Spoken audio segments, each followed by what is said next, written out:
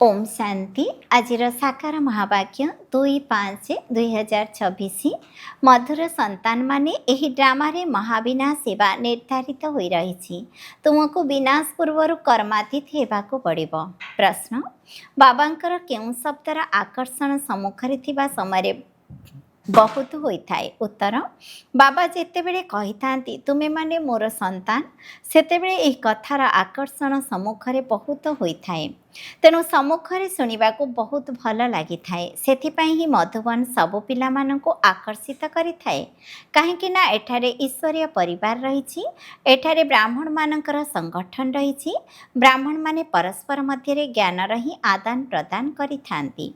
गीत अछि हमारे तीर्थ न्यारे है। ओम शांति पिलामाने जानिछंती जे आमे अविनाशी यात्रा अथवा रुहानी यात्रा करुछुं। ଯେଉଁ ଯାତ୍ରାରୁ ଆମେ ଆଉ ମୃତ୍ୟୁ ଲୋକକୁ ଫେରିବୁ ନାହିଁ। ମନୁଷ୍ୟମାନେ ତ ଏକଥା ଜାଣି ହିଁ ନାହାନ୍ତି ଯେ ଏଭଳି ମଧ୍ୟ କୌଣସି ଯାତ୍ରା ରହିଛି ଯେଉଁଠାରୁ କେବେ ଫେରି ଆସିବାକୁ ପଡ଼ିବ ନାହିଁ। ତୁମେ ଭାଗ୍ୟବାନ ତାରକାମାନେ ଏବେ ସବୁ କଥା ଜାଣିଯାଇଛ। ଏହି କଥାକୁ ଭଲ ଭାବରେ ମନେ ରଖିବାକୁ ହେବ। ଆମେ ଆତ୍ମାମାନେ ଏଠାରେ ଅଭିନୟ କରୁଛୁ। ଦୁନିଆର ନାଟକରେ ଏଭଳି କହିବେ ନାହିଁ ଯେ ମୁଁ ଆତ୍ମା ଏହି ବସ୍ତ୍ର ପିନ୍ଧି ଅଭିନୟ କଲି, ଏବେ ଘରକୁ ଯାଉଛି। ସେହି ଅଭିନେତାମାନେ ତ ନିଜକୁ ଶରୀର ବୋଲି ହିଁ ଭାବିଥାନ୍ତି। ଏଠାରେ ତୁମ ସନ୍ତାନମାନଙ୍କର ଜ୍ଞାନ ରହିଛି ଯେ ଆମେ ଆତ୍ମା ଅଟୁ। ଏହି ଶରୀର ରୂପୀ ବସ୍ତ୍ର ଛାଡ଼ି ପୁଣି ଅନ୍ୟ ଏକ ଶରୀର ନେବୁ। ଏହା 84 ଜନ୍ମର ପୁରୁଣା ବସ୍ତ୍ର ଅଟେ। ଏହାକୁ ଛାଡ଼ି ନୂଆ ଦୁନିଆରେ ପୁଣି ନୂଆ ବସ୍ତ୍ର ନେବୁ। ଏହି ଲକ୍ଷ୍ମୀନାରାୟଣ ନୂତନ ଶରୀର ଧାରଣ କରିଛନ୍ତି ନା? ଏମାନେ ତୁମର ହିଁ ରାଜଧାନୀରେ ଅଟନ୍ତି। ତୁମେ ମଧ୍ୟ ସେଠାକୁ ଗଲେ ଏହିଭଳି ନୂଆ ଦୈବୀ କପଡ଼ା ଧାରଣ କରିବ। ଏଠାରେ ତ କହୁଛନ୍ତି ମୁଁ ନିର୍ଗୁଣ, ମୋ ପାଖରେ କୌଣସି ଗୁଣ ନାହିଁ। ପୁଣି ବାବା ହିଁ ଏହିଭଳି ଗୁଣବାନ କରାଉଛନ୍ତି। ବାବା କହୁଛନ୍ତି ମୋର ମଧ୍ୟ ଅଭିନୟ ରହିଛି। ଏଠାକୁ ଆସି ତୁମକୁ ନିର୍ବିକାରୀ କରୁଛି। ବର୍ତ୍ତମାନ ଏହା ହେଲା ଜୀବନ ବନ୍ଧ ଧାମ, ରାବଣ ରାଜ୍ୟ ଅଟେ। एकथा तुम बुद्धि अच्छी जे आमे पतितरु पावन पुणी पावनरु पतित किपरि हेउछु। तुमे संतान माने जानिछ जे कलिजुग हेउछि घोर अंधकार। एबे रावण राज्यर अंत और राम राज्यर आरंभ हेब। वर्तमान हेला संगम युग। कल्पर संगम जुगरे ही बाबा को आसवाक पड़ुछि। वर्तमान मनुष्य माने मध्य एकथा बुझुछंती जे एबे विनाशर समय एवं स्वर्गर स्थापनार्थे भगवान केउठारे गुप्त बेशरे अछंती। वर्तमान तुमे आत्मा माने मध्य गुप्त बेशरे अछ। आत्मा एवं शरीर भिन्न अटे। एही मनुष्य शरीर ही गुप्त बेश अटे। बाबा को मध्य एहांक शरीर रे आसवाक हेब। तुमर शरीर उपरे नाम रखा जाइछि, तांकर तो शरीर ही नहीं। तुमे भी आत्मा, सी मध्य आत्मा अटंती। एबे आत्मार आत्मा सहित मोहर डोरी लागी जाइछि। गायन मध्य रही अन्य सब संग तुटाई तुम सहित जोड़बी। आपण जेपरी मोहजित सेहीपरि मु मध्य मोहजित हेबी। बाबा बहुत मोहजित अटंती। अनेक पिला अछंती जे माने कि कामाग्नि रे बसी जली जाइछंती। परमपिता परमात्मा आसुचंती पुराणा दुनियार विनाश कराइबा पई। पुणी मोह किपरि रहिब? जेबे पतित मानकर विनाश हेब तेबे तो शांतिर राज्य हेब। वर्तमान समय सुखता काहा पाखरे ही नाही। समस्ते तम प्रधान दुखी होई जाइछंती। ଏହା ହିଁ ହେଉଛି ପତିତ ଦୁନିଆ। ଶିବ ବାବା ହିଁ ଆସି ସ୍ୱର୍ଗର ସ୍ଥାପନ କରୁଛନ୍ତି, ଯାହାର ନାମ ଶିବାଳୟ ରଖାଯାଇଛି। ଶିବ ବାବା ଦେବତାମାନଙ୍କର ରାଜଧାନୀ ସ୍ଥାପନ କରୁଛନ୍ତି। ସ୍ୱର୍ଗ ଦୁନିଆ ହେଲା ଚୈତନ୍ୟ ଶିବାଳୟ। ଆଉ ଦୁନିଆର ଶିବାଳୟ ଯେଉଁଠାରେ ଶିବଲିଙ୍ଗ ରହିଛି ତାହା ତ ଜଡ଼ ଶିବାଳୟ ହୋଇଗଲା। ଏବେ ତୁମେ ବୁଝିଗଲଣି ଯେ ଲକ୍ଷ୍ମୀନାରାୟଣ ବାସ୍ତବରେ ସ୍ୱର୍ଗର ମାଲିକ ଥିଲେ, ପୂଜ୍ୟ ଥିଲେ। एबे पुनर्बार पूज्य होउछंती। तुमको एबे ज्ञान मिली। तुमे एबे लक्ष्मीनारायण मंदिर को गले तांको प्रमाण करिब नहीं, कारण तुमे तो चैतन्य रे तांको राजधानी को जाउछ। जानिछ जे आमे प्रथमे देवता थिलु, एबे नाहु। जे माने आसी जन्म नै पुणी चली जाइछंती सेही मानक चित्र तैयारी हेउछि। बिरला ही सबुठारु अधिक लक्ष्मीनारायण मंदिर तैयारी करछंती। तेणु से आत्मार मध्य सेवा करवा उचित। ତାଙ୍କୁ କହିବା ଆବଶ୍ୟକ, ଆପଣ ଯେଉଁ ଲକ୍ଷ୍ମୀନାରାୟଣଙ୍କର ମନ୍ଦିର ତିଆରି କରାଉଛନ୍ତି, ଆମେ ଆପଣଙ୍କୁ ତାଙ୍କର 84 ଜନ୍ମର କାହାଣୀ ଶୁଣାଉଛୁ। ଯୁକ୍ତି ଦ୍ୱାରା ଏହି ଉପହାର ଦେବା ଉଚିତ। ବାବା ସେବାର ଯୁକ୍ତି ତ ବହୁତ ବତାଉଛନ୍ତି। ମାତାମାନେ ଯାଇ କୁହନ୍ତୁ ଯେ ଆପଣ ଲକ୍ଷ୍ମୀନାରାୟଣଙ୍କର ମନ୍ଦିର ତ ତିଆରି କରୁଛନ୍ତି, କିନ୍ତୁ ତାଙ୍କର ଜୀବନ କାହାଣୀକୁ ଜାଣିନାହାନ୍ତି। ଆମେ ଜାଣିଛୁ ଏବଂ ବୁଝାଇ ମଧ୍ୟ ପାରିବୁ। ବୁଝାଇବା ବାଲା ବହୁତ ମିଷ୍ଟଭାଷୀ ହେବା ଉଚିତ। ବାବା ମଧ୍ୟ ବସି ବୁଝାଉଛନ୍ତି ନା। ବାବା କହୁଛନ୍ତି, ଯଦି ଛୁଟି ନ ମିଳୁଛି ତେବେ ଘରେ ବସି ସ୍ମରଣ କର। ଏକଥା ତ ଜାଣିଛ ଯେ ଆମେ ଶିବ ବାବାଙ୍କର ସନ୍ତାନ। ମୁରଲି ତ ତୁମକୁ ମିଳିଯାଉଛି। ଏପରି ନୁହେଁ ଯେ ଏଠାକୁ ଆସିବା ଦ୍ୱାରା ଭଲ ଭାବରେ ବାବାଙ୍କୁ ସ୍ମରଣ କରିପାରିବ। ଘରେ ରହିବା ଦ୍ୱାରା ସ୍ମରଣ କମିଯିବ।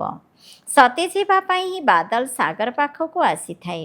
ତୁମେ ମଧ୍ୟ ସତେଜ ହେବା ପାଇଁ ବାବାଙ୍କ ପାଖକୁ ଆସୁଛ। ତୁମେ ବହୁତ ବାବାଙ୍କ ସମ୍ମୁଖକୁ ଯିବ କହୁଛ। ଆତ୍ମା ଜାଣିଛି ଯେ ସମ୍ମୁଖରେ ଶୁଣିବା ଦ୍ୱାରା ଭଲ ଲାଗିଥାଏ। କଥା ତ ସେ ଗୋଟିଏ। ଦେଖୁଛ ଶିବ ବାବା କିପରି ପିଲାମାନଙ୍କୁ ବସି ବୁଝାଉଛନ୍ତି। ପିଲାମାନେ, ତୁମେ ମୋର ଅଟ। ତୁମେ 84 ଜନ୍ମର ଅଭିନୟ କରି ଆସିଛ। ତୁମେ ଜନ୍ମ ମରଣରେ ଆସୁଛ। ମୁଁ ଆସୁନାହିଁ। ମୁଁ ପୁନର୍ଜନ୍ମ ନେଉନାହିଁ, କିନ୍ତୁ ଅଜନ୍ମା ବି ନୁହେଁ। ମୁଁ ଆସୁଛି, କିନ୍ତୁ ବୃଦ୍ଧ ଶରୀରରେ ପ୍ରବେଶ କରୁଛି। ତୁମେ ଆତ୍ମାମାନେ ଛୋଟ ପିଲାର ଶରୀରରେ ପ୍ରବେଶ କରୁଛ। ମୁଁ ତ ପରମଧାମରୁ ଆସୁଛି ତଳେ ଅଭିନୟ କରିବା ପାଇଁ। ମୁଁ ବିକାରୀଙ୍କ ଗର୍ଭରେ ପ୍ରବେଶ କରୁନାହିଁ। ତୁମେ ମୋତେ କହୁଛ ଯେ ତମେବ ମାତାସ୍ୟ ପିତା। ମୋର କେହି ମାତା ପିତା ହୋଇପାରିବେ ନାହିଁ। ମୁଁ କେବଳ ଶରୀରର ଆଧାର ନେଇ ଅଭିନୟ କରୁଛି। ଦୁଃଖ ହରଣ କରି ସୁଖ ଦେବା ପାଇଁ ତୁମେମାନେ ମୋତେ ଡାକୁଛ। ଏବେ ମୁଁ ସମ୍ମୁଖକୁ ଆସି ଆତ୍ମାମାନଙ୍କ ସହିତ କଥା ହେଉଛି। ଏଠାରେ ତ ସମସ୍ତେ ବ୍ରାହ୍ମଣ ହିଁ ଅଟନ୍ତି। ତୁମେ ବାହାରକୁ ଗଲେ ହଂସ ଏବଂ ବଗ ହୋଇଯାଉଛ, ଅର୍ଥାତ୍ ବାବାଙ୍କୁ ଜାଣିନଥିବା ଅଜ୍ଞାନୀ ସନ୍ତାନଙ୍କ ସହ ମିଶୁଛ। ମଧୁବନରେ ତ ତୁମକୁ ବ୍ରାହ୍ମଣମାନଙ୍କର ସଙ୍ଗ ମିଳୁଛି। ପରସ୍ପର ସହିତ ଜ୍ଞାନର ଆଦାନ ପ୍ରଦାନ ହିଁ କରୁଛ। ଆମେ ନିଜର ରାଜଧାନୀ ସ୍ଥାପନ କରୁଛୁ। ବାବା ଆସିଛନ୍ତି, ତେଣୁ ଅନ୍ୟମାନଙ୍କୁ ମଧ୍ୟ ବାବାଙ୍କୁ ସ୍ମରଣ କରିବାର ଯୁକ୍ତି ବତାଇ ଚାଲ। ଭୋଜନ କରିବା ସମୟରେ ମଧ୍ୟ ବାବାଙ୍କୁ ମନେ ପକାଇବା ପାଇଁ ପରସ୍ପରକୁ ଇସାରା ଦେଇ ଚାଲ। ଏହା ବହୁତ ବଡ଼ ସଂଗଠନ ଅଟେ ନା। ଦୁନିଆରେ ତ ବିକାରୀମାନଙ୍କ ସାଥିରେ ରହିଥାଅ, ତେଣୁ ସେମାନଙ୍କର ଆକର୍ଷଣ ହୋଇଥାଏ। ଏଠାରେ ତ କାହା ପ୍ରତି ଆକର୍ଷଣ ରହୁନାହିଁ। ଯୋଦ୍ଧା ଯୋଦ୍ଧାଙ୍କ ସାଥିରେ ରହୁଛନ୍ତି। ଏହା ହିଁ ତୁମର କୁଟୁମ୍ବ। ବୁଦ୍ଧିରେ ଏହି କଥା ରହୁଛି ଯେ କେହି ବି ଦେଖାହେଲେ ତାଙ୍କୁ ବାବାଙ୍କର ପରିଚୟ ଦେବୁ ଯେ ଭଗବାନଙ୍କୁ ମନେ ପକାଇ ଚାଲ। ତୁମର 2 ଜଣ ପିତା ଅଛନ୍ତି ନା। ଲୌକିକ ପିତା ଥିଲେ ମଧ୍ୟ ଭଗବାନଙ୍କୁ ସ୍ମରଣ କରୁଛ ନା। ସେ ହେଲେ ଲୌକିକ ପିତା, ତାଙ୍କୁ ଈଶ୍ୱର ପିତା ବୋଲି କୁହାଯିବ ନାହିଁ। ଶିବ ବାବା ହେଉଛନ୍ତି ପାରଲୌକିକ ପିତା। ନିଶ୍ଚିତ ଈଶ୍ୱର ପିତାଙ୍କ ଠାରୁ ସମ୍ପତ୍ତି ମିଳୁଥିବ। ଏହିପରି ଜ୍ଞାନର ଭୁଁ ଭୁଁ କରୁଥାଅ। ତୁମେ ବ୍ରାହ୍ମଣ ଅଟ ନା। ସନ୍ନ୍ୟାସୀମାନେ ମଧ୍ୟ ଭୁଁ ଭୁଁ କରିଥାନ୍ତି ନା। ଏହି ଦୁନିଆରେ ସୁଖ କାକପିଷ୍ଟ ସମାନ ଅଟେ। ଏଠାରେ କେତେ ଦୁଃଖ ରହିଛି। ସନ୍ନ୍ୟାସୀମାନେ ହେଲେ ହଠଯୋଗୀ, ନିବୃତ୍ତି ମାର୍ଗର। ସେମାନଙ୍କର ଧର୍ମ ହିଁ ଅଲଗା। ତୁମେ ଜାଣୁଛ ଯେ ସତ୍ୟଯୁଗରେ ଆମେ କେତେ ସୁଖୀ ପବିତ୍ର ରହିଥାଉ। ଭାରତ ପ୍ରବୃତ୍ତି ମାର୍ଗର ଥିଲା। ଏଠାରେ ଦେବୀ ଦେବତାମାନଙ୍କର ରାଜ୍ୟ ଥିଲା। ଯେଉଁମାନେ ପବିତ୍ର ଥିଲେ ସେହିମାନେ ହିଁ ଏବେ ପତିତ ହୋଇଯାଇଛନ୍ତି। ଡାକୁଛନ୍ତି ମଧ୍ୟ, ହେ ପତିତ ପାବନ ଆସ, ଏବଂ ପୁଣି କହିଦେଉଛନ୍ତି ଯେ ପରମାତ୍ମା ସର୍ବବ୍ୟାପୀ ଅଟନ୍ତି। ଆମେ ଯାଇ ଜ୍ୟୋତିରେ ମିଶିଯିବୁ। ସେମାନେ ପୁନର୍ଜନ୍ମକୁ ମଧ୍ୟ ମାନୁନାହାନ୍ତି। ଅନେକ ମତ ରହିଛି ନା। ଦିନକୁ ଦିନ ମତାନ୍ତର ବୃଦ୍ଧି ହୋଇ ଚାଲିଛି। ଏକଥା ମଧ୍ୟ ବତାଇବାକୁ ହେବ ଯେ ସନ୍ନ୍ୟାସୀମାନଙ୍କର ବୃଦ୍ଧି କିପରି ହେଉଛି। ନାଗା ସନ୍ନ୍ୟାସୀମାନଙ୍କର ମଧ୍ୟ ବୃଦ୍ଧି ହେଉଛି। ଯାହାର ଯେଉଁ ଧର୍ମ, ସେଇଥିରେ ରହିବା ଦ୍ୱାରା ଅନ୍ତିମ ମତି ଅନୁସାରେ ଗତି ହୋଇଯାଇଥାଏ। ଯେଉଁମାନେ ଅଧିକ ଅଭ୍ୟାସ କରିଥାନ୍ତି ସେଥିରେ ପ୍ରବୀଣ ହୋଇଯାଇଥାନ୍ତି। ଯେପରି କେହି ଶାସ୍ତ୍ର ଆଦି ପଢ଼ିଥାନ୍ତି, ତେବେ ଅନ୍ତିମ ମତି ଅନୁସାରେ ଗତି ହୋଇଥାଏ। ପୁଣି ବାଲ୍ୟାବସ୍ଥାରୁ ହିଁ ତାଙ୍କର ଶାସ୍ତ୍ର କଣ୍ଠସ୍ଥ ହୋଇଯାଇଥାଏ। ଏବେ ବାବା କହୁଛନ୍ତି, ମୁଁ ଅମୁକ ଅଟେ, ଏହିଭଳି ଅଟେ। ଏହିସବୁ ଦେହ ଅଭିମାନର କଥାକୁ ଛାଡ଼। ନିଜକୁ ଅଶରୀରୀ ଆତ୍ମା ଭାବି ବାବାଙ୍କୁ ମନେ ପକାଅ। ଏହି ଶରୀରକୁ ଦେଖି ମଧ୍ୟ ଦେଖ ନାହିଁ। ଦେହ ସହିତ ଦେହର ଯେଉଁ ସବୁ ସମ୍ବନ୍ଧ ଆଦି ରହିଛି ସମସ୍ତଙ୍କୁ ବୁଦ୍ଧିରୁ ଭୁଲିଯାଅ। ନିଜକୁ ଆତ୍ମନିଶ୍ଚୟ କରି ପରମାତ୍ମାକୁ ସ୍ମରଣ କର। ଏଥିରେ ବହୁତ ସମୟ ଲାଗିଥାଏ, ମାୟା ସ୍ମରଣ କରିବାକୁ ଦେଇନଥାଏ। ନଚେତ୍ ବାନପ୍ରସ୍ଥିମାନଙ୍କ ପାଇଁ ଏହା ବହୁତ ସହଜ। ବାବା ନିଜେ କହୁଛନ୍ତି ଯେ ଏବେ ଛୋଟ ବଡ଼ ତୁମର ସମସ୍ତଙ୍କର ବାନପ୍ରସ୍ଥ ଅବସ୍ଥା ଅଟେ। ଗୋଟିଏ ପଟେ ବିନାଶ ହୋଇ ଚାଲିବ ଏବଂ ଅନ୍ୟପଟେ ଜନ୍ମ ମଧ୍ୟ ନେଇ ଚାଲୁଥିବ। ଯଦି ପୁନର୍ଜନ୍ମ ନେବାକୁ ଥିବ ତେବେ ଆସିଯିବେ। ପିଲା ମଧ୍ୟ ଜନ୍ମ ହେବେ, ପୁଣି ବିନାଶ ମଧ୍ୟ ହୋଇଯିବ। ଏକଥା ତ ତୁମେ ଜାଣିଛ ଯେ କେହି ଗର୍ଭରେ ଥିବେ, କିଏ କେଉଁଠି ଥିବେ, କିନ୍ତୁ ସମସ୍ତେ ବିନାଶ ହୋଇଯିବେ। ସମସ୍ତେ ନିଜ ନିଜର ହିସାବ କିତାବ ଯୁକ୍ତ କରି ଘରକୁ ଫେରିବେ। ଯଦି ହିସାବ କିତାବ ବାକି ରହିଥିବ ତେବେ ବହୁତ ଦଣ୍ଡ ଭୋଗ କରିବାକୁ ପଡ଼ିବ, ଯାହାଦ୍ୱାରା ପାପ ହାଲୁକା ହୋଇଯିବ। ଏହିପରି ନୁହେଁ ଯେ ଯୋଗଯୁକ୍ତ ମଧ୍ୟ ରହିବ ଏବଂ ପାପ ମଧ୍ୟ କରୁଥିବ। କେତେକ ସନ୍ତାନମାନେ ଗୋଟିଏ ପଟେ ଚାର୍ଟ ଲେଖିଥାନ୍ତି, ପୁଣି କହିଥାନ୍ତି ଯେ ମାୟା ଆମର ମୁହଁ କଳା କରିଦେଲା। ଯଦି ମାୟା ହରାଇ ଦେଲା ତୁମକୁ ଦୁର୍ବଳ ବୋଲି କୁହାଯିବ ନା। ତେଣୁ ବାବା ବୁଝାଉଛନ୍ତି ଯେ ତୁମେ ଏପରି ଭାବ ଆମେ ଅଳ୍ପ ଦିନ ପାଇଁ ଏଠାରେ ଅଛୁ, ପୁଣି ଘରକୁ ଚାଲିଯିବୁ। ବର୍ତ୍ତମାନ ଏସବୁର ବିନାଶ ହେଉଛି। ବାବା କହୁଛନ୍ତି ମୋତେ ମନେ ପକାଅ, ତେବେ ବିକର୍ମ ବିନାଶ ହେବ। ନିଜର ଚାର୍ଟକୁ ଦେଖୁଥାଅ। ମୁଁ କେତେ ଜଣଙ୍କୁ ରାସ୍ତା ବତାଉଛି ଏବଂ ପୁରୁଷାର୍ଥ କରାଉଛି। ତନ ମନ ଧନ ଦ୍ୱାରା ଏହି ଆତ୍ମିକ ସେବାରେ ସାହାଯ୍ୟକାରୀ ହେବାକୁ ପଡ଼ିବ। କଥାରେ କହିଥାନ୍ତି ଯେ ମନକୁ କେହି ଅମନ କରିପାରିବେ ନାହିଁ। ଆତ୍ମା ତ ଶାନ୍ତ ସ୍ୱରୂପ ଅଟେ। ମୁଁ ଆତ୍ମା ନିଜର ଘର ପରମ ଧାମରେ ଯାଇ ବସିବି। ସେଠାରେ କୌଣସି ଦୁନିଆର ସଂକଳ୍ପ ଆସିବ ନାହିଁ। ଏପରି ନୁହେଁ ଯେ ଆଖି ବନ୍ଦ କରି ଅଚେତ ହେବାକୁ ପଡ଼ିବ। ଏହିସବୁ ବିଦ୍ୟା ମଧ୍ୟ ବହୁତ ଶିଖିଥାନ୍ତି ନା। 10-15 ଦିନ ଧରି ଅଚେତ ମଧ୍ୟ ହୋଇଯାଇଥାନ୍ତି।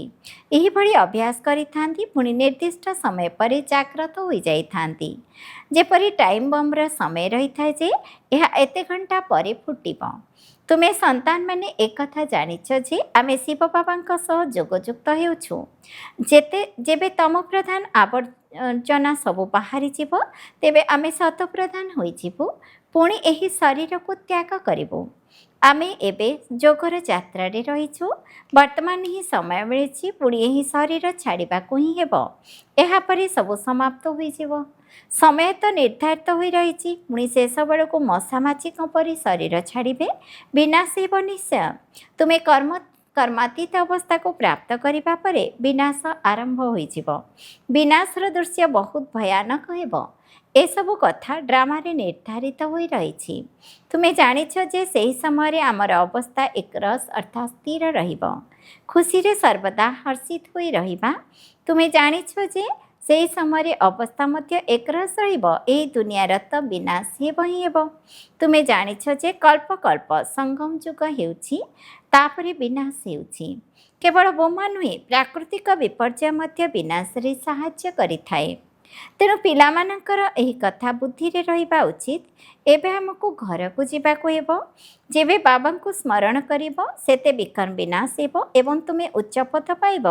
ଚ୍ୟାରିଟି ବିଗିନ୍ସ ଆଟ୍ ହୋମ୍ ଅର୍ଥାତ୍ ପ୍ରଥମେ ଦାନ ପୁଣ୍ୟ କରିବା ନିଜ ଘରୁ ଆରମ୍ଭ କରାଯାଏ। ସେଥିପାଇଁ ପ୍ରୟାସ କରିବା ଉଚିତ। କନ୍ୟା ସିଏ ଯେ ବାପଘର ଏବଂ ଶାଶୁଘରର ଉଦ୍ଧାର କରିଥାଏ। ତେଣୁ ଚ୍ୟାରିଟି ବିଗିନ୍ସ ଆଟ୍ ହୋମ୍ ହେଲା ନା।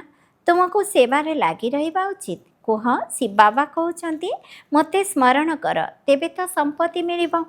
ଏହା ସିଧା କଥା ଅଟେ। ଯଦି ମୋତେ ଅଲଭଙ୍କୁ ଅର୍ଥାତ୍ ବାବାଙ୍କୁ ମନେ ପକାଇବ ତେବେ ସ୍ୱର୍ଗର ସମ୍ପତ୍ତି ତୁମର ହେବ। ତୁମେ ବିଶ୍ୱର ମାଲିକ ହୋଇଯିବ। ସମ୍ପତ୍ତି ପାଇବାକୁ ହେଲେ ମୋତେ ସ୍ମରଣ କର। ପିଲାମାନଙ୍କର କର୍ତ୍ତବ୍ୟ ହେଲା ସମସ୍ତଙ୍କୁ ଏହି ସନ୍ଦେଶ ଦେବା। ଆଗରୁ ମଧ୍ୟ ସନ୍ଦେଶ ଦିଆଯାଇଥିଲା। ସମସ୍ତଙ୍କୁ କହିବାକୁ ହେବ ଯେ ବିନାଶ ସମ୍ମୁଖରେ ଉପସ୍ଥିତ। କଳିଯୁଗ ପରେ ପୁଣି ସତ୍ୟଯୁଗ ଆସିବ। ବାବା ହିଁ ଆସି ସମ୍ପତ୍ତି ଦେଉଛନ୍ତି। ରାବଣ ସମସ୍ତଙ୍କୁ ନର୍କବାସୀ କରିଦେଉଛି। ବାବା ଆସି ସ୍ୱର୍ଗବାସୀ କରାଉଛନ୍ତି। ଏହା ଭାରତର ହିଁ କଲ୍ୟାଣ କାହାଣୀ ଅଟେ। ଭାରତବାସୀଙ୍କୁ ଜାଗ୍ରତ କରାଇବାକୁ ହେବ। ପ୍ରଥମେ ଶିବଙ୍କ ମନ୍ଦିରକୁ ଯାଇ ବୁଝାଇବାକୁ ହେବ। ଏହି ବାବା ନୂଆ ସୃଷ୍ଟିର ରଚୟିତା ଅଟନ୍ତି। କହୁଛନ୍ତି ଯେ ମୋତେ ସ୍ମରଣ କର, ତେବେ ତୁମର ବିକର୍ମ ବିନାଶ ହେବ। ବର୍ତ୍ତମାନ ନିରାକାର ଶିବ ବାବା ଆସିଛନ୍ତି। ବ୍ରହ୍ମାଙ୍କ ଦ୍ୱାରା ସ୍ୱର୍ଗର ସ୍ଥାପନା କରୁଛନ୍ତି। ଏବେ ତୁମେ ବାବା ଏବଂ ସମ୍ପତ୍ତିକୁ ସ୍ମରଣ କର।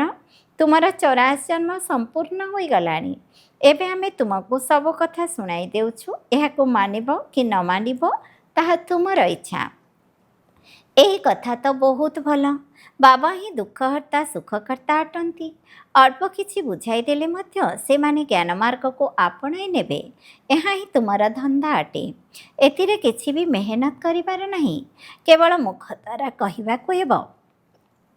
ବାବା କହୁଛନ୍ତି, ମୋତେ ସ୍ମରଣ କର, ଦେହୀ ଅଭିମାନୀ ହୁଅ, ଶିବଙ୍କ ପୂଜାରୀ ଏବଂ ଲକ୍ଷ୍ମୀନାରାୟଣଙ୍କର ପୂଜାରୀଙ୍କ ପାଖକୁ ଯାଅ, ତାଙ୍କୁ ଲକ୍ଷ୍ମୀନାରାୟଣଙ୍କର ଜୀବନ କାହାଣୀ ଶୁଣାଅ। ଆଚ୍ଛା, ମିଠା ମିଠା ଶିଖିଲଧି ସନ୍ତାନମାନଙ୍କ ପ୍ରତି ମାତା ପିତା ବାପଦାଦାଙ୍କର ମଧୁର ସ୍ନେହ ସମ୍ପନ୍ନ ଶୁଭେଚ୍ଛା ଏବଂ ସୁପ୍ରଭାତ। ଆତ୍ମିକ ପିତାଙ୍କର ଆତ୍ମିକ ସନ୍ତାନମାନଙ୍କୁ ନମସ୍ତେ। ଆମ ଆତ୍ମିକ ସନ୍ତାନମାନଙ୍କର ମଧ୍ୟ ଆତ୍ମିକ ପିତାଙ୍କୁ ନମସ୍ତେ। ନମସ୍ତେ ବାବା, ନମସ୍ତେ। ଧାରଣା ପାଇଁ ମୁଖ୍ୟ ସାରାଂଶ 1 ନମ୍ବର, ଶରୀର ମନ ଧନ ଦ୍ୱାରା ଆତ୍ମିକ ସେବାରେ ସହଯୋଗୀ ହେବାକୁ ପଡ଼ିବ। ସମସ୍ତଙ୍କୁ ଅଲପ ଅର୍ଥାତ୍ ବାବାଙ୍କର ପରିଚୟ ଦେଇ ବର୍ଷାର ଅଧିକାରୀ କରାଇବାକୁ ହେବ। ବିନାଶ ପୂର୍ବରୁ କର୍ମାତୀତ ହେବା ପାଇଁ ବାବାଙ୍କ ସ୍ମୃତିରେ ରହିବାକୁ ହେବ। 2 ନମ୍ବର, ବାବାଙ୍କ ସମାନ ମୋହଜିତ ହେବାକୁ ପଡ଼ିବ। ଆତ୍ମାର ଆତ୍ମା ସହିତ ଯେଉଁ ମୋହ ହୋଇଯାଇଛି ତାକୁ ସମାପ୍ତ କରି ଏକମାତ୍ର ବାବାଙ୍କ ସହିତ ଲଗନ ଅର୍ଥାତ୍ ସ୍ନେହ ରଖିବାକୁ ହେବ। ବରଦାନ, ସର୍ବଶକ୍ତିମାନଙ୍କର ସଙ୍ଗର ସ୍ମୃତି ଦ୍ୱାରା ସମସ୍ୟାଗୁଡ଼ିକୁ ଦୂରକୁ ତଡ଼ି ଦେଉଥିବା ପରମାତ୍ମା ସ୍ନେହୀ ହୁଅ। ଯେଉଁ ପିଲାମାନେ ପରମାତ୍ମା ସ୍ନେହୀ ଅଟନ୍ତି ସେମାନେ ନିଜର ସ୍ନେହକୁ ସର୍ବଦା ସାଥିରେ ରଖିଥାନ୍ତି, ସେଥିପାଇଁ କୌଣସି ବି ସମସ୍ୟା ସମ୍ମୁଖକୁ ଆସିନଥାଏ। ଯେଉଁମାନଙ୍କ ସାଥିରେ ସ୍ୱୟଂ ସର୍ବଶକ୍ତିମାନ ବାବା ଅଛନ୍ତି ସେମାନଙ୍କ ସମ୍ମୁଖରେ କୌଣସି ବି ସମସ୍ୟା ତିଷ୍ଠି ପାରିନଥାଏ। ତେଣୁ ସମସ୍ୟା ସମ୍ପନ୍ନ ହେବା ମାତ୍ରକେ ଯଦି ତାକୁ ସମାପ୍ତ କରିଦେବ ତେବେ ତାହା ବୃଦ୍ଧି ହୋଇପାରିବ ନାହିଁ। ଏବେ ସମସ୍ୟାଗୁଡ଼ିକର ଜନ୍ମ ନିୟନ୍ତ୍ରଣ କର। ସର୍ବଦା ମନେ ରଖ ଯେ ମୋତେ ସମ୍ପୂର୍ଣ୍ଣତାକୁ ପାଖେଇ ଆଣିବାକୁ ହେବ ଏବଂ ସମସ୍ୟାଗୁଡ଼ିକୁ ଦୂରକୁ ତଡ଼ି ଦେବାକୁ ହେବ। ସ୍ଲୋଗାନ, କାହାର ପ୍ରିୟ ହେବା ପାଇଁ ପୁରୁଷାର୍ଥ କର ନାହିଁ, କିନ୍ତୁ ସମସ୍ତଙ୍କଠାରୁ ନିଆରା ଅର୍ଥାତ୍ ଅଲଗା ହେବା ପାଇଁ ପୁରୁଷାର୍ଥ କର, ଯାହାଦ୍ୱାରା ଆପେ ଆପେ ପ୍ରିୟ ହୋଇଯିବ।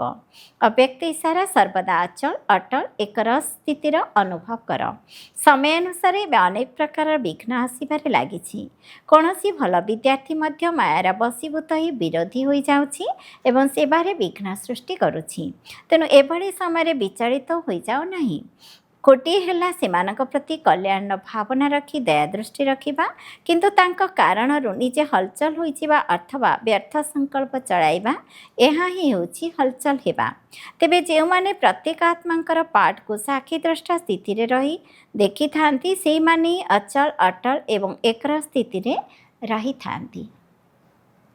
ଓମ୍ ଶାନ୍ତି।